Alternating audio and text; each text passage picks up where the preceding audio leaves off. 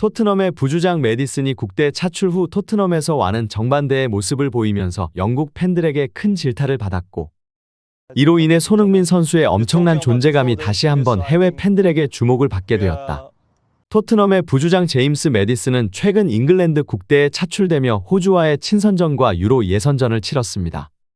평소 손흥민과의 좋은 호흡으로 토트넘에서는 팀을 이끄는 메디슨이었는데, 잉글랜드 국대에 가서는 역주행 드리블 등을 이어가며 팀의 흐름을 끊어 조화되지 못하는 모습을 보이고 말았습니다. 손흥민과 환상의 호흡을 보이던 메디슨이 도대체 왜 잉글랜드 국대에 가서는 좋은 활약을 이어가지 못한 것일까? 정답은 간단했습니다. 메디슨은 인터뷰에서 우리 팀 공격 라인에는 소니 같은 우수한 선수들이 있기 때문에 내 상태가 최상이 아니더라도 경기를 이기는 순간을 만들어낼 수 있다고 말했습니다. 토트넘과 잉글랜드에서 메디슨의 다른 차이를 만들어내는 것은 바로 토트넘의 주장 손흥민이었습니다. 영국 언론사 더선은 토트넘의 부주장 제임스 메디슨은 주장 손흥민의 리더십에 대해 칭찬했다며, 그는 손흥민의 리더십의 핵심은 친근함이라고 평가했다고 보도했는데요. 토트넘의 신입생이지만 부주장으로 임명돼서 손흥민을 보좌하고 있는 메디슨은 손흥민은 아침에 그를 볼 때마다 꼭 안아주고 싶은 사람이라면서, 내가 레스터시티에 있을 때 그는 먼저 나에게 다가와 악수를 했고 포옹을 하면서 칭찬했다 고 입을 열었습니다. 메디슨은 손흥민 정도 되는 선수가 그렇게까지 남에게 먼저 다가갈 필요가 없다. 그래도 나는 손흥민이 다른 사람들과 그렇게 하는 것을 항상 본다라면서, 그는 자신이 사람들에게 먼저 다가가서 시간을 보내는 사람이라고 칭찬했는데요. 이어 손흥민은 너무 좋은 사람이다. 그리고 그는 자신이 앞장서서 모범을 보여서 있는 최고의 주장이다라면서, 그가 주장이면 동료들은 그를 실망시키지 않고 싶어서 최선을 다할 것이다. 손흥민은 훌륭한 주장이자 최고의 친구라고 강조했습니다. 메디슨의 발언은 뜨거운 화제를 모았고, 특히 토트넘 팬들이 모인 사이트에서는 큰 반응으로 이어졌습니다. 글로벌 토트넘 팬페이지에서 한 팬은 해당 기사를 보고, 솔직히 메디슨이 질투가 난다. 나도 매일 아침 손흥민을 안을 수 있으면 좋겠다고 반응했습니다. 이런 메디슨의 손흥민 사랑뿐만 아니라 토트넘 선수들의 주장 손흥민 사랑은 그냥 나오는 것이 아니었습니다. 주장인 손흥민을 제외하고 토트넘의 선수들은 완전 교체되었기에 대부분 신입생이고 적응 기간일 수밖에 없었는데요. 어린 시절부터 독일로 건너가 아버지와 생활하며 축구만 했던 손흥민이었기에 그 외로움을 더 잘 알았고, 손흥민 선수도 인터뷰에서 영국으로 이적했을 때 생활 방식부터 모든 게 바뀌어 너무 힘들었다고 밝혔는데요. 이어 손흥민 선수는 영국에서 보낸 2주가 2년같이 느껴졌다. 운동하는 건 힘들지 않았지만 선수들과 지내는 것 자체가 힘들었다고 밝혔습니다. 그래서 주장이 된 손흥민 선수가 팀 동료들에게 대하는 태도는 그 아픔을 알기에 진심에서 우러나오는 행동이 아닐까 싶습니다. 손흥민의 리더십을 극찬하는 이유가 이런 데서 나오는 것이었는데요. 최근 토트넘으로 이적한 미키 판더벤은 영국 언론과의 인터뷰에서 이와 같이 말했습니다. 어떤 선수가 이적 후 가장 많이 도와줬나요? 판더벤은 한치의 망설임도 없이 소니라고 답했는데, 그는 이어 손흥민은 주장으로서 어떠냐는 질문을 받았고, 주장의 역할은 경기장 안에서도 중요하지만 밖에서도 매우 중요하다. 그는 경기장 안에서도 확실하게 표현하고 소니는 경기 전에도 모두를 격려해준다고 말했습니다. 결국 이러한 손흥민의 리더십 덕분에 7일 토트넘은 루턴 캐밀러스 로드에서 열린 프리미어리그 8라운드 루턴 타운과 원정 경기에서 1대0으로 승리했는데요. 쉽지 않은 경기였고 전반 내내 일방적으로 몰아치고도 골이 터지지 않았는데, 설상가상으로 전반 추가 시간 2부 비수마가 경고 누적으로 그라운드를 떠나며 승리는 멀어져 가는 듯 했습니다. 하지만 토트넘은 후반 7분 판더벤의 골로 승부를 갈랐는데요. 버스를 타고 경기장으로 가는 길에 소니가 판더벤에게 너는 오늘 첫 골을 넣을 거야 라고 말했다라며 손흥민의 예언이 적중했음을 알렸습니다. 비록 공격 포인트는 없어도 팀을 승리로 이끄는 캡틴 손흥민의 리더십이었습니다. 하지만 손흥민도 갑작스러운 팀의 대변화에 적응하는 일이 쉽지는 않았는데요.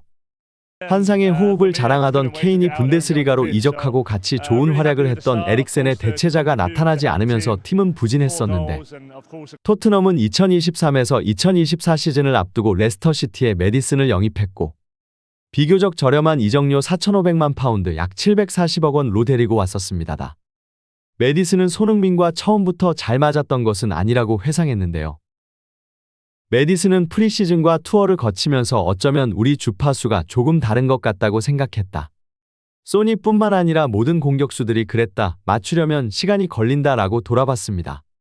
메디슨은 서로 익숙해져야 했다. 경기장에서 최고의 관계를 쌓아야 한다. 내가 레스터시티에서 스트라이커 제이미 바디와 뛰었을 때와 같지 않다. 손흥민의 스타일은 또 다르다. 나는 그가 어떻게 침투하길 선호하는지 배웠다라고 설명했는데요. 메디슨은 성공하려면 공격수와 주파수가 같아야 한다. 그가 달리는 방향으로 패스하지 못한다면 효과가 없다. 서로 훈련하고 대화하고 익숙해지는데 약간의 시간이 걸렸지만 우리는 도달했다. 여전히 발전하고 있는 것 같다라고 만족감을 나타냈습니다. 손흥민과 메디슨은 프리미어리그 8경기 만에 8골 5도움을 합작했는데요. 특히 아스널과 북런던 더비에서 손흥민이 멀티골을 터뜨리고 이는 모두 메디슨의 도움에서 비롯됐습니다. 메디슨은 그는 따뜻한 사람이고 환상적인 주장이다. 그는 좋은 기운을 주변에 전파한다. 말로 충분히 설명하기 어렵다라며 혀를 내둘렀습니다. 메디슨은 손흥민을 실망시키고 싶지 않다. 그는 훌륭한 주장이자 훌륭한 친구라며 각오를 다졌습니다. 한편 한때 손흥민 선수의 경쟁자였던 히샬리송은 현재 큰 위기에 봉착했는데요. 연이은 부진의 힘을 못 쓰다 팀을 극적인 승리로 이끌면서 다시 부활하는 듯 했으나 다시 제자리 걸음이었습니다. 토트넘 제외 1순위 히샬리송, PL서 경쟁력 없다라는 언론의 반응과 더불어 엔지 포스테코글루 감독은 히샬리송에 대한 확신이 없다. 토트넘은 브레넌 존슨을 영입했고 손흥민이 스트라이커로 뛸 수 있다. 그들은 선수들을 내보내고 데려오려고 노력할 것이다. 히샬리송이 PL 내에서 경쟁력이 없다는 것은 분명하다고 언론은 보도했는데요. 히샬리송은 지난 시즌을 앞두고 토트넘 후스퍼 유니폼을 입었고 어린 시절부터 와포드와 에버튼에서 뛰며 프리미어리그에서 활약했는데요. 특히 히샬리송은 에버튼에서 최고의 활약을 펼치며 새로운 도전을 펼쳤었습니다. 토트넘으로 이적하면서 손흥민, 해리 케인과 함께 위력적인 공격진을 구성할 것으로 기대됐는데요. 하지만 히샬리송은 토트넘 입단 후 특별한 활약을 펼치지 못했고 유럽 축구연맹 UEFA 챔피언스 리그에서 득점을 터뜨리며 팀에 금세 적응하는 듯했으나 이후 기나긴 부진에 빠졌었습니다. 특히 히샬리송은 PL에서 시즌 내내 침묵하다 시즌 막바지였던 리그 34라운드에서 자신의 토트넘 소속 리그 첫 골을 터뜨렸는데요. 득점 외에도 전반적으로 활약이 저조했고 이 시즌 히샬리송은 PL 최악의 영입으로 선정되기도 했습니다. 올 시즌도 크게 달라지지 않았고 케인이 독일 분데스리가 거인 바이에른 뮌헨으로 이적하며 히샬리송이 최전방 공격수로 출전했는데 포스테코글루 감독이 기회를 부여했지만 성과를 만들지 못했습니다.